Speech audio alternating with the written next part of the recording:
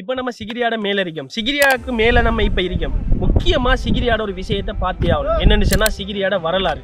சிகிரியாட வரலாறு எங்க இருந்து ஆரம்பிக்குன்னு சொன்னா அனுராதபுரத்திலிருந்து சிகிரியாட வரலாறு ஒவ்வொன்றா ஆரம்பிக்குது. காசியப்பண்ட சொந்த இடம் எதுன்னு சொல்லி பாத்தீங்கன்னு சொன்னா அனுராதபுரம். அனுராதபுரத்தை ஆட்சி செஞ்சுட்டு இருந்த யாருன்னு சொல்லி பாத்தீங்கன்னு சொன்னா காசியப்பண்ட தந்தையான தாதுசேனன். தாதுசேனன் மன்னன் வந்துட்டு அனுராதபுரத்தை ஃபுல்லா ஆட்சி செஞ்சுட்டு இருக்காரு. அப்ப அந்த காலப்பகுதியில தாதுசேனன் மன்னனுக்கு பிறகு முடிசூடக்கூடிய இளவரசனா காசியப்பண்ட அண்ணன் தான் இருக்காரு. தாதுசேனனுக்கு 2 பிள்ளைகள். அதுல காசியப்பண்ட அண்ணன். காசியப்பண்ட அண்ணன் தான் முடிசூடக்கூடிய இளவரசனா இருந்துட்டு இருக்கான். அப்ப காசியப்பனுக்கு முடிசூடக்கூடிய வாய்ப்பே இல்லை. ஆரம்ப காலத்திலிருந்தே காசியப்பனை பார்த்தீங்கன்னு சொன்னா ஒரு ரகடான ஒரு முரட்டாளா தான் இருந்துட்டு இருந்திருக்காரு. காசியப்பன் எடுத்தீங்கன்னு சொன்னா ஒரு சுறுசுறுப்பான ஒரு இளவரசன். அது மட்டும் இல்லாமல் ஆட்சியை தான் ஆளணும், அண்ணன் ஆளப்படான்னு சொல்றதுல ஒரு முடிவா இருக்கக்கூடிய ஒருத்தன் தான் இந்த காசியப்பன். காசியப்பன் என்ன செய்யறான்னு சொன்னா ஒரு தரம் ஆத்திரமடைந்த காசியப்பன் தாதுசேனன் தனது தந்தையான தாதுசேனன் மன்னனிடம் போய் கூறுறான், எனக்கு நீ மன்னனாவும் நான் ஆவையலா, எனக்கு நீ மன்னனையும் தரமாட்டாய், அண்ணனுக்கு கொடுத்துட்டாய், அண்ணன் தான் முடிசூடக்கூடிய இளவரசன், அடுத்த மன்னன் அண்ணன் தான் ஆவான், நான் ஆக மாட்டேன், எனக்கு நீ என்ன சேர்த்து வச்சிருக்காய் சொல்லி போட்டு காசியப்பன் போய் தாதுசேனனிடம் கேட்கான். அப்ப தாதுசேனன் வந்துட்டு ஒரு நேர்மையை பின்பற்றக்கூடிய ஒரு நீதி தவறாத ஒரு மன்னன் தான் தாதுசேனன். தாதுசேனன் அப்ப என்ன செய்யறான்னு சொன்னா வான்னு சொல்லி போட்டு காசியப்பனை கூட்டிட்டு போறான். காசியப்பனை கூட்டிட்டு போவோம். அப்ப காசியப்பன் நினைக்கான் அவமாக்கும் உண்மையாவே நமது தந்தையான தாதுசேனன் வந்துட்டு சொத்துல இருந்து செல்வங்கள் அனைத்தையும் சேர்த்து வச்சிருக்கிறான் நம்பி இவன் தாதுசேனனுக்கு பின்னால காசியப்பன் போறான். அந்த சந்தர்ப்பத்தில் என்ன நடக்குதுன்னு சொன்னா தாதுசேனன் கூட்டிட்டு போய் ஒரு குளத்தடியை கூட்டிட்டு போய் இதுதான் நான் சேர்த்து வச்ச செல்வங்கள்னு சொல்லி போட்டு தண்ணியை அள்ளி அப்படியே மேல தூக்கிடுறான். அந்த சந்தர்ப்பத்தில் என்ன நடக்குதுன்னு சொன்னா ஆத்திரம் தாங்க இயலாம சொத்து பத்தை தேடி வந்த காசியப்பன் ஆத்திரம் தாங்க இயலாம தண்ணி அள்ளி எரியையும் ஆத்திரம் தாங்க இயலாம என்ன செய்யறான்னு சொன்னா வாள் அப்படியே எடுத்து தனது தந்தையான தாதுசேனனை வெட்டுறான். வெட்ட தலை 2ஆக துண்டிக்கப்படுது. தாதுசேனன் வந்துட்டு கொல்லப்படுறான். காசியப்பனால தாதுசேனன் கொல்லப்படுறான். கொல்லப்பட்ட உடனே இவன் வந்துட்டு காசியப்பன் வந்துட்டு ஓடி தஞ்சம் பூர்றான். இப்ப தஞ்சம் பூரத்துக்கு ஒரு இடம் தேடித்துறான். ஒரு தஞ்சம் பூரத்துக்கு இப்போ ஒரு இடம் இவனுக்கு தேவை காசியப்பனுக்கு. அப்ப ஒளித்து ஓடி தனது அண்ணனுக்கு பயந்து காசியப்பன் அனுராதபுரத்தை விட்டு ஒளித்து ஓடுறான். ஓடி அங்கும் இங்கும் அலைந்து தனக்கு பாதுகாப்பான ஒரு இடத்தை தேடி அந்த சந்தர்ப்பத்தில் சிகிரியா குண்டை வந்து காசியப்பன் காண்றான். இது அனுராதபுரம் மன்னட்ட இருந்து தன்னை பாதுகாத்துக்கிறதுக்கு தான் இந்த சிகிரியா குண்டை வந்துட்டு அமைக்கான். அந்த சந்தர்ப்பத்தில் முழுக்க பாதுகாப்பு தன்னை தானே பாதுகாத்து கொள்ளணும்னு சொல்லி போட்டுத்தான் சிகிரியாவுல வந்து தஞ்சம் பூர்ந்து சிகிரியாவுல வந்து கோட்டைகளையும் பெரிய ராஜ்யங்களையும் ஆட்சி செய்வதற்கான ஆட்சி பீடங்களையும் வந்துட்டு காசியப்பன் அமைக்கான். காசியப்பன் மன்னனாக வேணும் என்ற ஆசை இருந்துச்சு. அது தனது தந்தையை கொன்ற பிறகு அந்த ஆசை எல்லாமே உடைக்கப்பட்டது. அதற்கு பிறகு என்ன செய்யறான்னு சொன்னா ஒளித்து ஓடி வந்து இந்த சிகிரியாவுல ஒளிந்து கொண்டு தன்னை ஒரு கோழையாக நிரூபித்துக் கொண்டுதான் காசியப்பன் இங்க ஒளிஞ்சி வாழ்றான். இவ்வளவுக்கு ஒரு பெரிய கட்டிடக்கலையை ஒரு கோட்டையை வச்சிருக்கிற ஒரு மன்னன் ஒரு கோழை என்பது யாருக்குமே தெரியாத ஒரு விஷயம். உண்மையாவே தனக்கு எதிரி இருந்தால் போர் புரிந்து அனுராதபுரத்தை கைப்பற்றிருக்கணும் காசியப்பன்.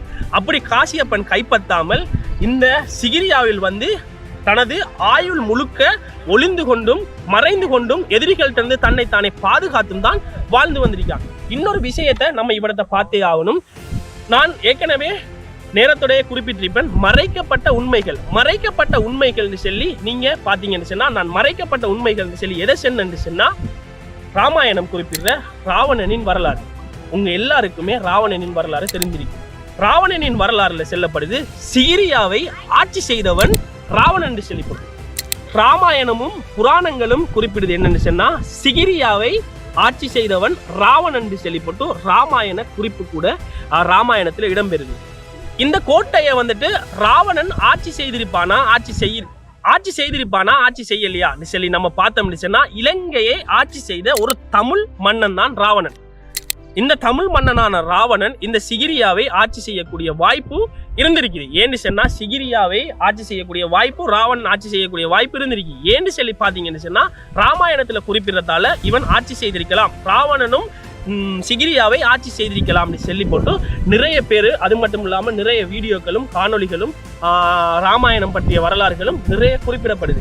அந்த சந்தர்ப்பத்தில் நம்ம ராவணனை பார்த்தோம்னு சொன்னா ராவணன் தான் இலங்கையை முழுவதும் ஆட்சி செய்ததாக வரலாறுகள் குறிப்பிடப்படுது, வரலாற்றுல செல்லப்படுது. அது வந்துட்டு இலங்கையின் வரலாற்றுல முக்கியமா இலங்கையின் வரலாறு எடுத்து பாத்தீங்கன்னு சொன்னா எந்த ஒரு சந்தர்ப்பத்திலையுமே ராவணன் இலங்கையை ஆட்சி செய்த ஒரு மன்னன் சொல்லி போட்டு குறிப்பிடப்படலை எந்த ஒரு இடத்திலையுமே.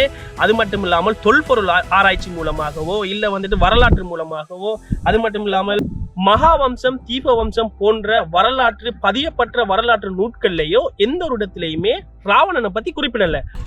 மகாவம்சம் தீபவம்சம் போன்ற பதியப்பட்ட வரலாற்று நூட்கள்லையுமே குறிப்பிடப்படுது என்னன்னு சொன்னா காசியப்பன் தான் இந்த சிகிரியாவை ஆட்சி செஞ்சிருக்கான். காசியப்பன் தான் முழுக்க சிகிரியாவை ஆட்சி செய்தவன்.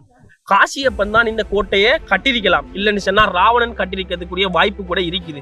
ஆனால் வரலாறை பத்தி நம்ம பார்த்தோம்னு சொன்னா இப்ப நம்ம ஒரு வீடியோ காணொலி போடுறோம்னு சொன்னா வரலாறு சம்பந்தப்பட்டு தான் போகலாம். இப்ப வரலாற்றை பார்த்தோம்னு சொன்னா வரலாற்று உண்மை தன்மையை பார்த்தோம்னு சொன்னா வரலாற்றுகளில் குறிப்பிடப்படுது இந்த இடத்தை வந்துட்டு காசியப்பன் தான் இந்த கோட்டையை வந்துட்டு ஆட்சி செய்தான். சிகிரியாவை ஆட்சி செய்தவன் காசியப்பன், சிகிரியா குன்றை உருவாக்கினவன் காசியப்பன், இந்த கோட்டையை உருவாக்கினவன் காசியப்பன் சொல்றதால நம்ம காசியப்பனே ஆட்சி செய்ததாக நம்ம இந்த வீடியோல இருந்து தொடங்குவோம். இந்த கோட்டையை வந்துட்டு காசியப்பன் கட்டியதாகவே நம்ம வந்துட்டு வீடியோக்குள்ள தொடருவோம்.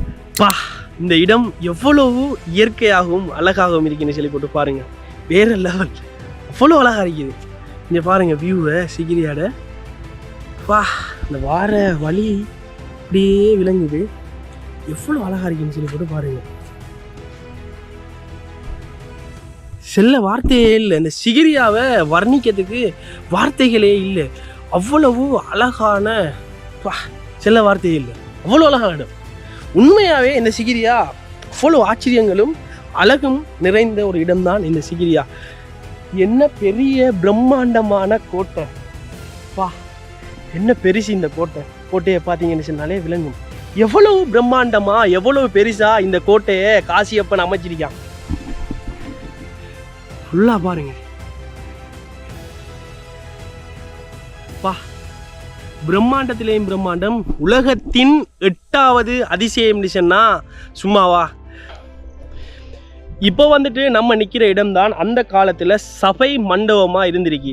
இந்த இடத்துல தான் அரச என்ன ஏதாவது ஒரு பிரச்சனை இல்லைன்னு சொன்னால் சில முடிவுகள் என்னென்னு சொன்னாலும் முக்கியமான முடிவுகளை எடுக்கிற ஒரு சபை மண்டபமாக ஒன்று கூடக்கூடிய ஒரு இடமாக அந்த காலகட்டத்தில் இந்த இடம்தான் இருந்திருக்கு.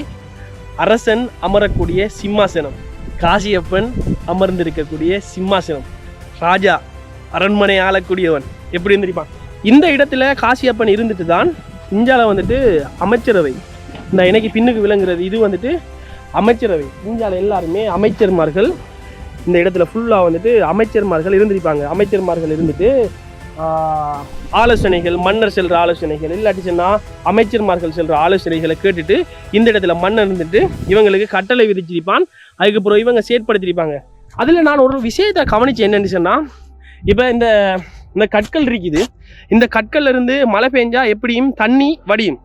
தண்ணி வடிஞ்சிச்சுன்னு சொன்னால் வடிஞ்சோடத்துக்கு பார்த்தீங்கன்னு சொன்னால் சிம்மாசனத்துக்கு போகாமல் அந்த தண்ணி அப்படியே வடிஞ்சோடத்துக்கு சின்னனா ஒரு வெட்டொண்டு போட்டு அதை அப்படியே ஒளியால் செதுக்கி இவ்வளத்தை வந்துட்டு அந்த செதுக்கின தழும்பு அப்படியே விளங்குது.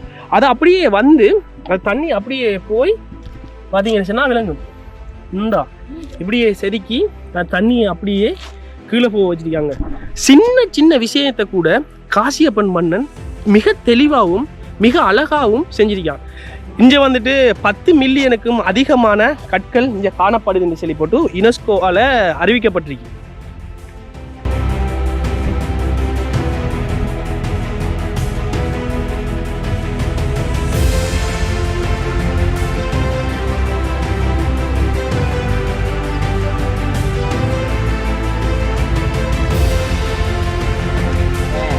இவ்வளோ நேரமும் நம்ம வந்துட்டு பார்த்துட்டு இருந்தது தெற்கு மாளிகை தொகுதியை தான் பார்த்துட்டு இருந்திருக்கோம். இப்போதான் கோட்டையில உச்சிக்கு, அதாவது தொப்புக்கு ஏறி அதில் வந்துட்டு மன்னண்ட பெட்ரூம். இப்போ எனக்கு பின்னால் காணப்படுறது தான் மாளிகையின் பிரதான அறை. இதுதான் இந்த சிகிரியாவிலேயே மிக உயரமான இடம். இதுதான் பிரதான அறை, பெட்ரூம். மன்னண்ட பெட்ரூமை தான் நம்ம இப்போ பார்க்க போகிறோம். பெட்ரூமுக்குள்ள போறோம்.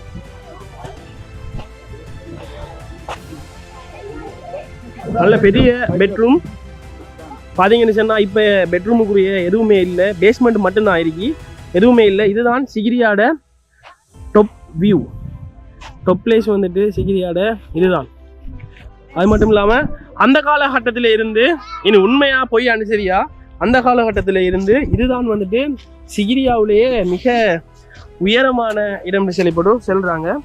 இந்த கல் தான் சிகிரியாவிலேயே மிக உயரமான இடம்னு சொல்லப்படும் சொல்கிறாங்க.